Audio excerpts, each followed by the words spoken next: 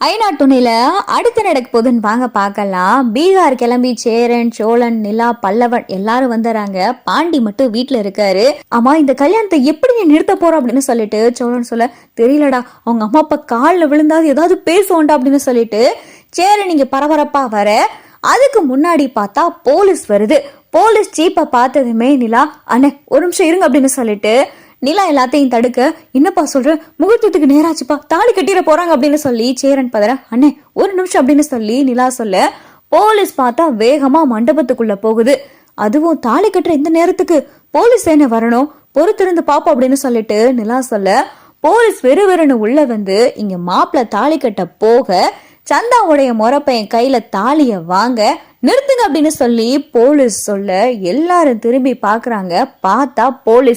போலீஸ பார்த்தது சந்தாவுடைய முறப்பையனுக்கு முகத்துல ஆடல,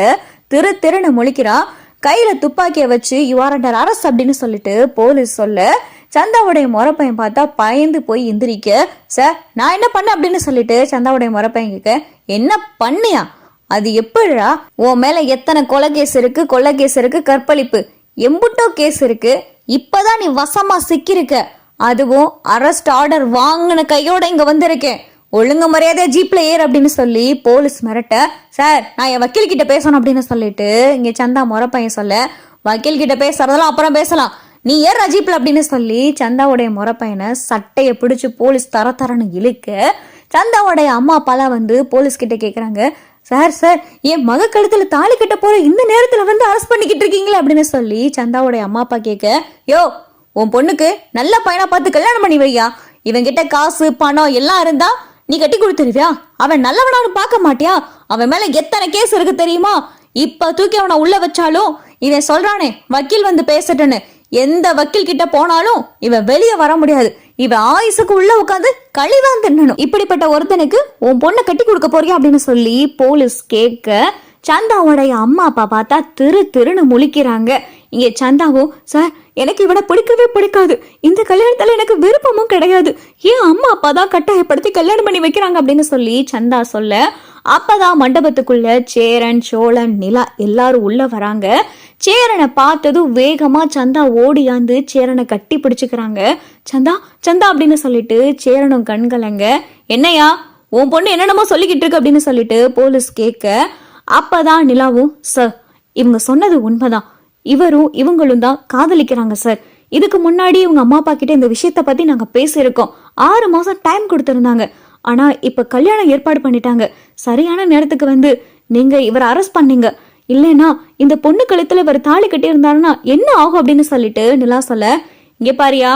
நல்லா யோசிச்சு முடிவெடு, அவன் காசு பணம் செல்வாக்கு இதெல்லாம் உன் பொண்ணு கூட வாழ போறது கிடையாது, அவனுடைய நல்ல குணமும் அவன் நல்ல மனுஷனா மட்டும் பாரியா அப்படின்னு சொல்லிட்டு போலீஸ் அறிவுரை சொல்ல, சுத்தி இருக்கிற சொந்தக்காரங்க எல்லாரும் பார்த்தா அரசல் புரசலா பேச ஆரம்பிச்சாங்க. இது சந்தாவுடைய அம்மா அப்பாவுக்கு பார்த்தா அவமானமா போயிருது. சந்தாவுடைய முறப்பையனையும் போலீஸ் அரெஸ்ட் பண்ணி கூட்டிட்டு போயிடுறாங்க.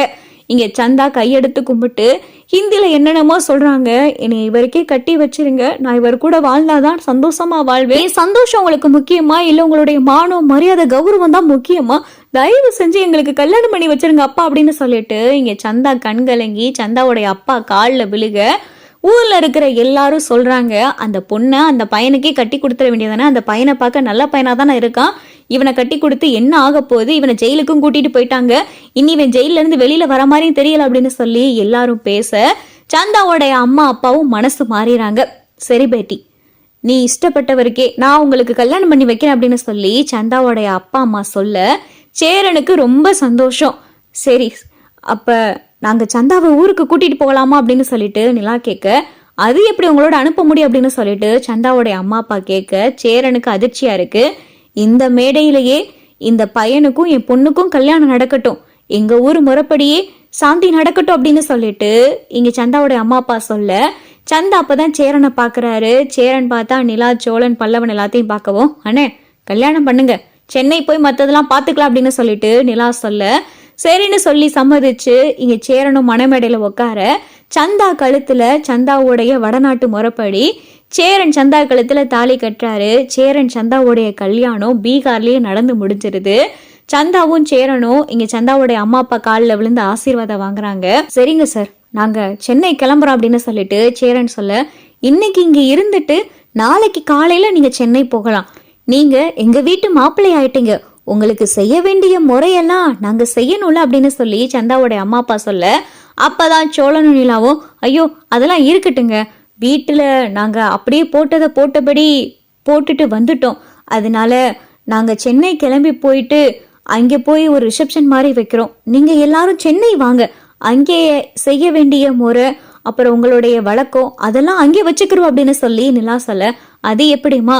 எங்க ஊர் முறைப்படி கல்யாணம் ஆனதுக்கு அப்புறமா கல்யாணம் ஆன அன்னைக்கு பொண்ணும் மாப்பிள்ளையும் எங்கேயும் போக கூடாது, அதுவும் வெளியூர் போகவே கூடாது, இது எங்க ஊர் வழக்கம் அப்படின்னு சொல்லிட்டு சந்தாவோடைய அம்மா சொல்ல, சரின்னு சொல்லிட்டு சந்தா சேரனை பார்க்க, சேரன் சந்தாவை பார்க்க, இங்கே சோழனும் நிலாவும் யோசிச்சு முடிவெடுக்கிறாங்க. சரிண்ணே, இன்னைக்கு நைட் அப்ப இங்கேயே இருப்போம், நாளைக்கு காலையில நம்ம சென்னை போகலாம் அப்படின்னு சொல்லி நிலா சொல்லவும், சந்தா வீட்லயே சேரன் சோழன் நிலா பல்லவன் எல்லாரும் தங்கிடுறாங்க. அண்ணே, எனக்கு ஒரு கனவு மாதிரி இருக்குன்னு, நம்ம அங்கிருந்து ஒரு பதட்டத்தோட வந்தோம், இங்க பார்த்தா சேரண்ணனுக்கு கல்யாணமே முடிஞ்சிருச்சு, நாளைக்கு நம்ம சந்தா அக்காவை அண்ணியா கூட்டிட்டு போக போறோம் அப்படின்னு சொல்லிட்டு பல்லவன் சொல்ல, ஆமாடா பல்லவா, எனக்கே ரொம்ப ஷாக்கா இருக்கு அப்படின்னு சொல்லிட்டு சோழன் பேசிக்கிட்டு இருக்கையில, அப்பதான் சோழனும் நிலாவும், நிலா அப்ப அண்ணனுக்கு இங்கே தானே ஃபர்ஸ்ட் நைட் அப்படின்னு சொல்லி சோழன் சொல்ல, சோழன் இதெல்லாம பேசுவீங்க அப்படின்னு சொல்லி நிலா கேட்க, அட உண்மையை தானே சொன்னேன், அண்ணன் சந்தா கழுத்துல தாலி கட்டிருச்சு, அப்ப இங்க இருக்குன்னா இன்னைக்கு நைட்டு சந்தாவுக்கும் அண்ணனுக்கும் அவங்க வீட்டுல தானே ஃபர்ஸ்ட் நைட் அப்படின்னு சொல்லிட்டு சோழன் சொல்ல,